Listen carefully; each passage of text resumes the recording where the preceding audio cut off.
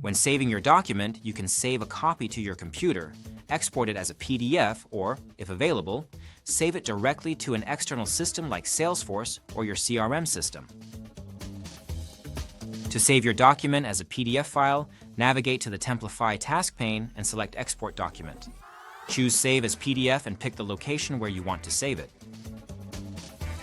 Your document is now a PDF file.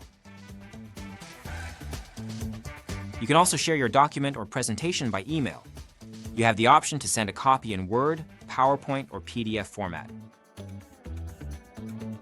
To email your document as a PDF, navigate to the Templafy task pane and select Export Document. Choose Send Presentation as PDF. Templafy will prepare an email with your PDF attached. Once ready, just compose your message and send it. In PowerPoint, you can select just a few slides and export them in your preferred format. Templafy then collects only those slides and prepares them to send via email. Note that the option to send selected slides is only available to our Productivity Plus customers. And that's it. Whether saving or sharing your documents, Templafy makes it quick and easy. Thank you for watching.